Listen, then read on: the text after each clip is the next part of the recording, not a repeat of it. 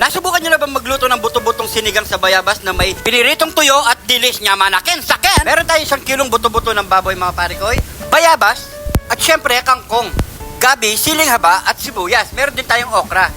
Maglagay na tayo ng kalahating tubig sa kaldero. Una natin ilagay ang ating buto-buto ng baboy. Malinis na rin yan mga parikoy at pakukulay muna natin yan, takpan muna natin yan mga parikoy.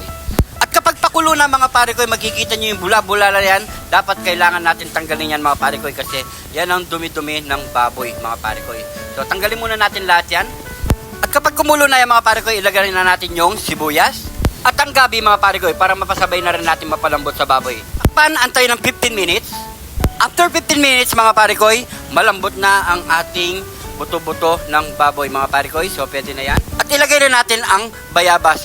Takpan uli natin yan hanggat sa lumambot pa ang ating bayabas. After 15 minutes, napalambot na rin ang ating bayabas.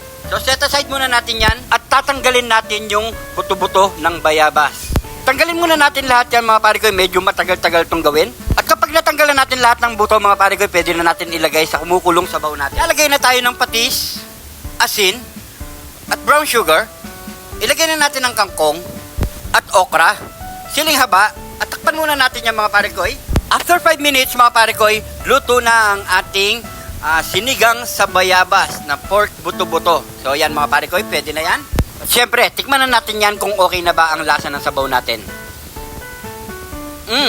Nyamanaken, saken! At hindi pa dyan natatapos ang ating niluluto mga parikoy. Syempre, magpiprito pa rin tayo ng tuyo at dilis para partner ng ating sabaw. Napakasarap niyan mga parikoy, kaya subukan nyo. Prito na natin ang ating tuyo at dilis mga parikoy. So tara na, nyamanaken, saken! Heto na ang ating nilutong sinigang sa bayabas, buto-buto ng baboy. At syempre mga parikoy, meron din tayong pinartner na dyan ng dilis at tuyo. So syempre, pray muna tayo. Thank you Lord sa napakasarap na pagkain nito Lord. Bless po yung viewers namin Lord. Bless po yung sumusuporta sa amin Lord. Bless po yung family at kalusugan namin Lord. In Jesus name, Amen. Yan po, kain po tayo mga parikoy. Taste muna natin ang sabaw.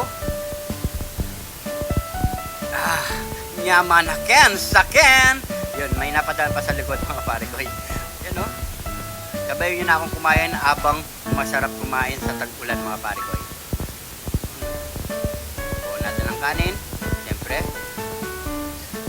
Subukan natin ang ating puto-putong baboy na may laman-laman pa rin yan mga parikoy. Siyempre. Ang lambot. Grabe. Kaya magluto na kayo habang umuulan-ulan. Yan ang masarap. Sabay mga panantuyo.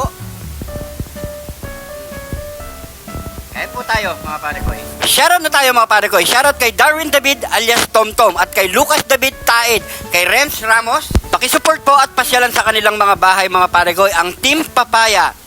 Nangunguna na si Shinshin, Jinky A. Nalzaro Villanueva, Nika Villar de Lima, Chofanisa Alfante, Karen Ibanez, Carmen Laput Shore, Marie Teresa Villar Menribe, Bobby Bakiran, June Gonzales Cabilon Jr., Andy Sipagan, Erwin Tabayay, Janmark Piano Alo, Analisa Robin Lokinte Bejoy, kay Lito Orillo at Neneng Blas. Ayan mga parikoy, pakisuportahan po natin sila at pasyalan natin sila sa kanilang mga bahay mga parikoy, ang mga Filipino vlogger. So yan mga parikoy, solid na sumusuporta yan dito sa Jun TV, kaya suportahan po natin sila mga parikoy. Maraming salamat sa inyo mga parikoy. At syempre sa mga bagong followers natin dyan, welcome na welcome po kayo dito sa Jun TV. Dahil sa Jun TV, lagi lang po tayong good vibes and happy. Siguro hanggang dito na lang ating video mga parikoy. So busog na rin ako. Maraming salamat sa panonood. At kung nanonood ka pa hanggang ngayon, paki-comment po kung saan umabot ang ating video para alam natin mga parikoy. At kung hindi ka pa nakapollow, follow na tayo mga parikoy. Maraming salamat sa panonood. Ingat po kayo lagi dyan. God bless po.